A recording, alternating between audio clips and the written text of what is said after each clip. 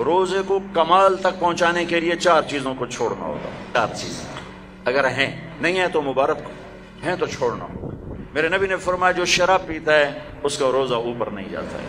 تو اگر کسی کو عادت ہے توبہ کر.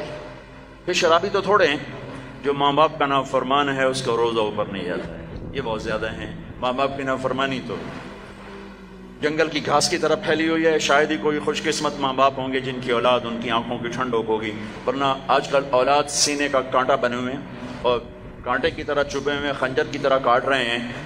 ماؤں کو روتے دیکھا ہے، تڑپتے دیکھا ہے. ماں باپ کو، مجھے ایک باپ کہہ رہا ہے، باپ میرے علاقے کے زمیندار فوت ہو گئے، پرانا تعلق، میرا پتر اگے چ سڑتا پہ ہوئے تو میں دعا نہ کرے سا بچ کر. ہاں میرے سامنے بیٹھ کے کہ مولانا صاحب وہ دی ماں بھی آندی ہے جا اگے سڑدا پہ اسی تو میں نہ اکسان لا سا میرے پتر نو بچا. تو ماں باپ کی نافرمانی یہ روزے کو نہیں پورے دین کو روک دیتی ہے، پورے دین کو روک دیتی ہے. صرف روزہ نہیں ہے، پورا دین رک جاتا ہے.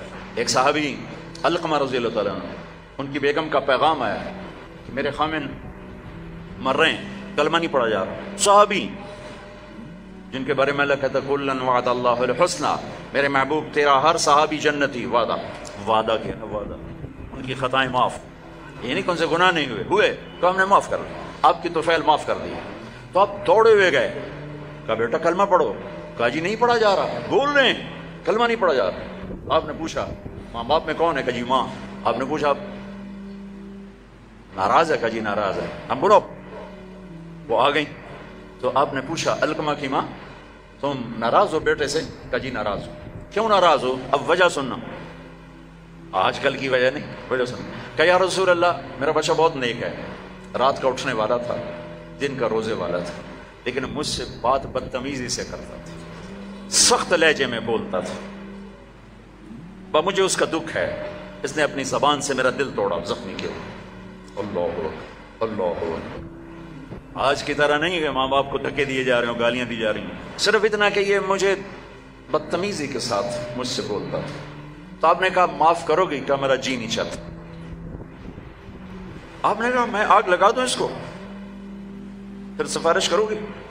کہا نہیں اتنی تو ناراض نہیں کہ آگ میں جلتا دیکھو. کہا پھر اگر تو نے اسے معاف نہ کیا تو اللہ اسے آگ میں جلا دے گا.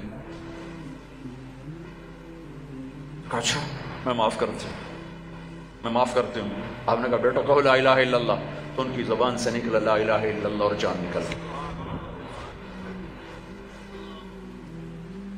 پھر آپ نے ان کا جنازہ پڑھا اور جنازے کے بعد آپ نے اعلان فرمایا جس نے ماں باپ کو تکلیف دی اس پہ اللہ کی لعنت، فرشتوں کی لعنت، زمین آسمان کی لعنت. نہ ان کی نماز قبول ہے، نہ روزہ قبول ہے، نہ حج قبول ہے. تو روزے کو روکنے والی چیز ہے شراب، ماں باپ کی نافرمانی. لیکن ماں باپ سے بھی کہتا ہوں ایسے رویے مت اختیار کرو کہ اولاد گستاخ ہو جائے. آج کے 90% ماں باپ اپنی خطاؤں سے اولاد کو گستاخ بنا رہے ہیں.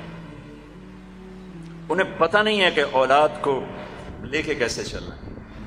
تربیت چڑھائی چڑھنے کو کہتے ہیں، رب واسے ہے تربیت، اور چڑھائی چڑھنے میں پسینے آتے ہیں، بدن ٹوٹتا ہے.